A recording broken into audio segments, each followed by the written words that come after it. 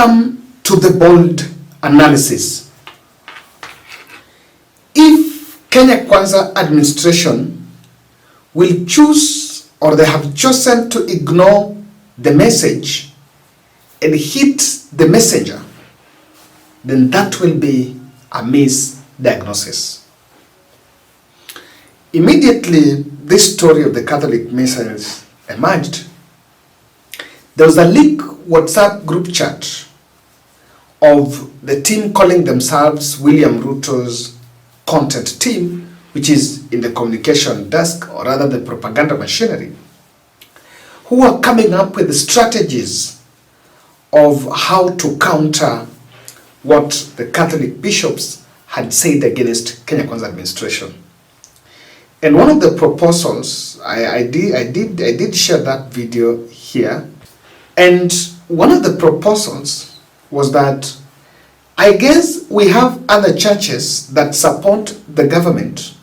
We should try find other church bishops from different denominations and other regions to call them out. This was a proposal by someone calling himself think tank in the communication sector. And I really, for one, said, we just need to focus on the message. The issue of profiling, remember, Oscar Sudi started by profiling Anthony Muheria as a tribalist, feigning tribalism. And we called that out and we said, let's remain within the message and not hit the messenger. But today, after hustling, very serious hustle for the bishop that would really counter the Catholic clergy, they found the ACK clergy in Malindi playing that role, and this is what he said. Najua leo hii wanashangaa hata viongozi wa dini wanaojua Biblia vizuri na wao kusimama kusema hii serikali sioni kama ilichaguliwa na Mungu hii. Na wanajua kabisa Biblia imesema uongozi wote hutoka kwa nani? Bwana Yesu asifiwe. Iweje wewe ambaye unajielewa, unaelewa maandiko, badala ya kuomba kama kuna mambo yasiyoenda sawa yarekebishike, na wewe ukaweze kusimama na ukashifu kwamba huu uongozi hata haukutoka kwa Mungu? Inakuwaje? Si Mungu atusaidie tu leo. Bwana Yesu asifiwe. Tuweze kujielewa badala ya kuishi tukilalamika na kunungunika. Kazi haifanyiki vile ambavyo inafaa kufanyika. Takala wape waoka henda jo viriasho. Alikwe Yesu. Ungevipewa wewe, waambiwe haya kuwa kiranja wa wengi bungeni. Wewe jalango ungeviweza. Bwana Yesu asifiwe. Now, one person that should be worried is Ole Sapit. This is his bishop. I've been seeing ridiculous calls. People saying, SDA, are you seeing what your Catholic counterparts are saying? Want to hear a statement from you. And the other denominations. There have also been calls on what is your stand. And I do believe that if we take that direction, in Malindi, that event was attended by Amason Kingi. It was attended by Silvano Sosoro and other UDA leaders. So I want to believe they chose to get someone from the coast. It was from another region and from another denomination. A poor strategy, if you ask me. Then I realized the president and his deputy, Kithure Kindiki, decided to set the trap decided to settle for tokenism to try to appease the church. Let's start from Kirinyaga, where Kithure Kindiki attended the church service and he donated some 5 million from the president and 2 million from him, and apparently he was saying that is sadaka. They are not just donating for, they are not breaking the rules of fundraising or other harambes that were banned in churches, but they are just doing sadaka. I wanted to listen to how the deputy was talking, and he was very he was very guilty. Na mnajua mambo ya harambee tulisimamisha. Harambee tulisema mambo ya harambee, Mheshimiwa Rais alisema kwa sababu ya ile abuse ilikuwa hapo, wanasiasa wanatumia harambee kuja kufanya mambo yao. Sio hawa, kwa sababu hawa mmesikia ni watu waungwana, very honorable people, they are not looking for much publicity, they just want to be blessed. Mambo ya kutoa sadaka haijafungwa. Kuna mtu anafungia mtu asitoe sadaka? Hakuna sheria inaweza fungia mtu asitoe sadaka, kwa sababu hiyo ni amri ya Mungu. Na katiba ina recognize mambo ya Mwenyezi Mungu. It starts in the preamble, oh God, recognizing the God of all creation, isn't it? Kwa hivyo sisi ile tuko nayo ni kutoa nini? Sadaka. Wengine wametoa, na hata mimi nikubaliwe nitoe nini? Ya kujenga headquarters. Mambo ya harambee tungojee sheria ile itatengenezwa ya kutusaidia. Sisi kama tumeelewana. Na washukuru wote ambao wametoa sadaka. Mimi nimetumwa na sadaka ya rais ya shilingi milioni 5.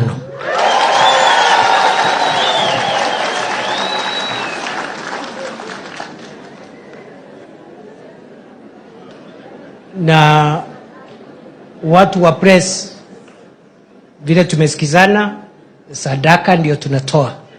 Mambo ya harambee we are waiting for the law. Na mimi niko na sadaka pia, hata kama nilikuwa nimebeba sadaka ya mkubwa wangu, na mimi nasindikisha hiyo sadaka na sadaka yangu binafsi ya shilingi milioni 2. Even as they were doing it. So you will understand, from what Kindiki is saying, he's even telling the journalists that this is sadaka. So you should not go out there and say, indirectly he was saying, don't go out there and say that we are donating. Now, I don't know if you give a sadaka, you have to direct. If I had Kindiki right, Kindiki is clearly saying he's donating that money that goes towards constructing the headquarters. 5 million. So from the time they left Nairobi, they knew very well, because he left Nairobi going to that place, he knew very well that they were going to do that donation. I don't know why they're guilty, because if you give in clean hand, why would you feel guilty? It is not bad to give. But because the motive and the intention is different, you can actually see that Kindiki was not really very free even giving that money. Back in Nairobi, okay, let's believe what Kindiki have said. Then he said that the Harambes are banned. In Kayole Church, President Ruto also donated a similar amount, 5 million. The same amount that, so there was a budget for this, and I think they just decided that you'll donate this, we'll donate this, we'll donate that. I'm yet to understand maybe what the Malindi Church was given. I believe there was also some donation there. So in Nairobi, the president gave a donation of another 5 million, but here there is a catch. He said 2 things. That the bishop to go and pick the money in State House. The bishop will go and pick the money in State House, and after he gives him that money, he will follow up and see how it is used. Get that soundbite. Kiongozi wa hapa tajipanga, ngojeni mambo yenu bado. So hawa watoto tawatafutia shilingi 1,300 saizi tununulie uniform. Kuna mtu atapanga uniform ya hawa watoto sio? Na nyinyi pia niwanunulie uniform nyingine mpya. Ndio? Kabla sijatoka hapa. Si ndio? Lakini kazi yenu ni kumwimbia Mungu, sio kuimbia binadamu. Kumwimbia nini? Mungu. Kumwimbia Mungu. Sawa? Alafu nimeambiwa na huyu mtu chama. Naitwa Isanda. Ameniambia mnajenga nyumba ya father hapa. Si ndio? Na mimi ni mtu ya kujenga. Najenga affordable housing, najenga ingine. Hiyo ni kazi yangu. Hiyo ya kujenga mimi naelewa. Sawa? So hiyo nyumba ya father pale Bwana Isanda, sawa? Utakuja kuniona Monday ama Tuesday, takutafutia shilingi milioni 5.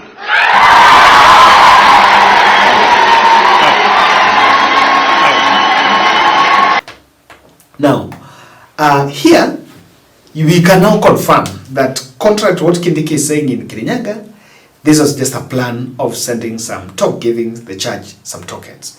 It's been triggered by the discourse of the week. Now, I may not have a problem with that. Over the president, that his team are giving that bishop an appointment. For example, uko Kirinyaga, mbona nani hajapeleka tu pesa? Mbona yeye hajasema watu wakutane na peanwe? Do you think there's no option the president could still give that money without any meeting? No. So what William Ruto did is that bishop that has not been told to go and pick the money in State House. The script is very predictable, and that is how it will play out if they go. They will go to State House, and then the president will purport to have some meeting. Probably he will ask the bishop to be accompanied by some fellows, and then they take a photo in front of that State House building, and that photo will be shared of how Catholic bishops or members of clergy visited the president, and then that propaganda machinery will run with a very well-oiled propaganda that the Catholic Church have now gone low on their stand, and they're supporting government. Now that is the message that it needs to go there. The second thing is they're setting a trap. I've seen Kenyans asking the bishop not to go to State House. And I want to believe that the Conference of Catholic Bishops, the bishop leadership in Nairobi, or rather in Kenya, followed that. So what the State House want to test is this bishop, will he go to State House? Will he go to State House? Will he be allowed to State House? Because if he goes, there will be another narrative that will be that the Catholic bishops are saying government is doing bad, but why is it that when you're giving the money to construct the church, they're not refusing that money? So this is a trap that has been laid very clear, and that is why you're being told, those bishops are being told that come and pick the money in State House. Will they go? I've seen Kenyans saying that they should not take that money. I think they should take, yes, anyways, it's taxpayers' money. So inaenda kujenga kazi ya Mungu. They should take it. Yeah, if you ask me, probably. Now, and I'm just realizing that these are very tired strategies. It was used in the past.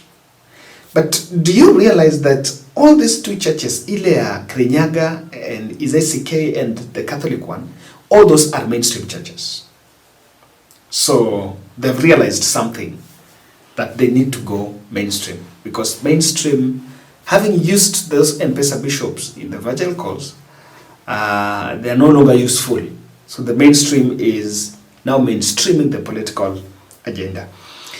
If you choose to please, if you choose to think that you just need to establish a good relationship with the church and the pastor and the clergy so that you mend your frosted relationship with them and fail to tackle the issues that were raised then I can surely tell the State House team that they should set aside more money, because so many other people are going to talk.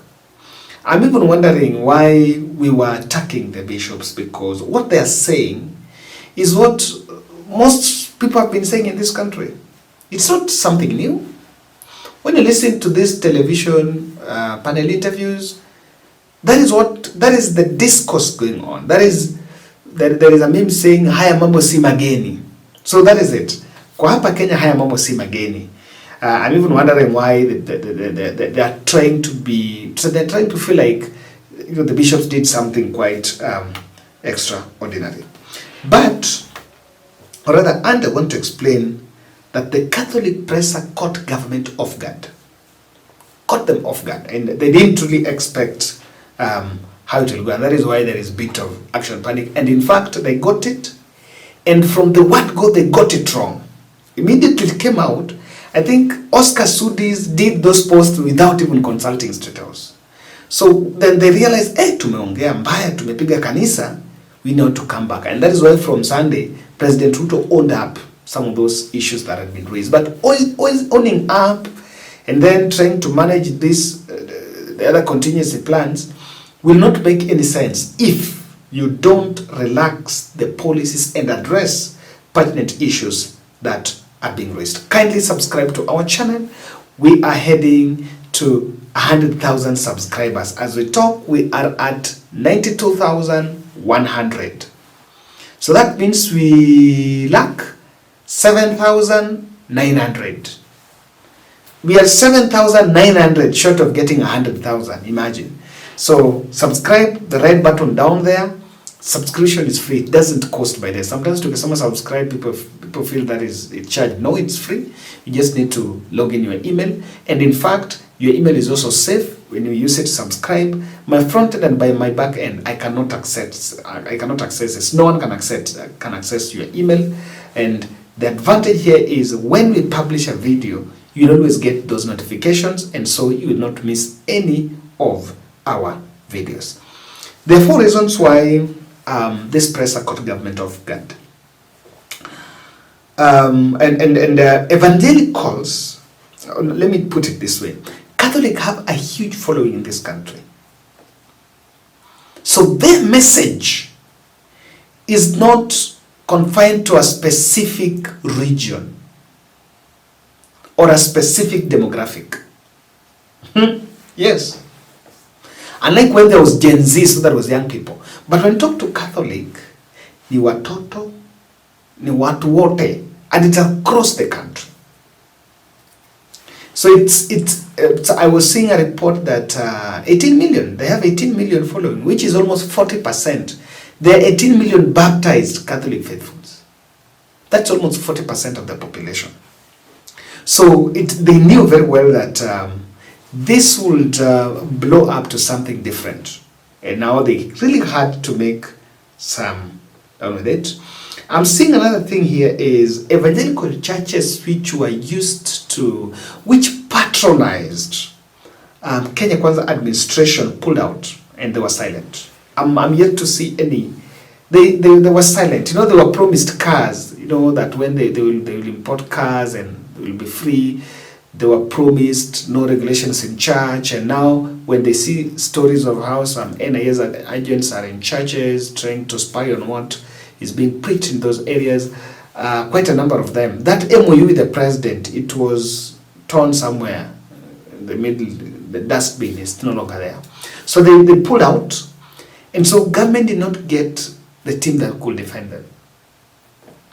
They could not get. I was expecting even Kina Bishop Karaoke would come up now, they defend their government.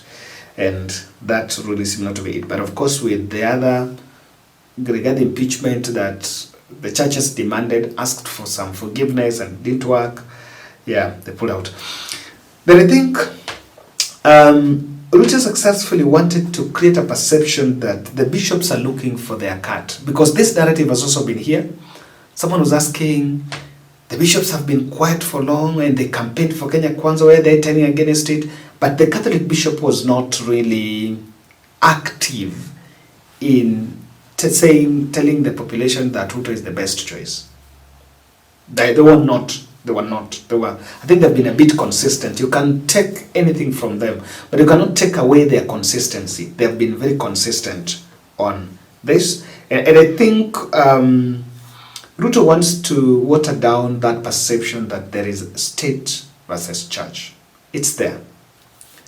And so when you give to the church, you want to say, mina peda kanisa, that's why mina jenga, do this, do that. So probably that is it. And I think in that church, in Embu there was protest heckling on affordable housing. So when he wanted to give that money, he gave that money to support that issue of affordable housing that mimi wana jenga, so hata kanisa na jenga. I think it was just another way of trying to manage the situation. So that's my take, guys. I believe we need to focus on the issues raised and not profile or try to act like we just want to mend our ways with the clergy. It is not, the bishops are not your enemy. The enemy are those things that the population is also feeling the pinch about.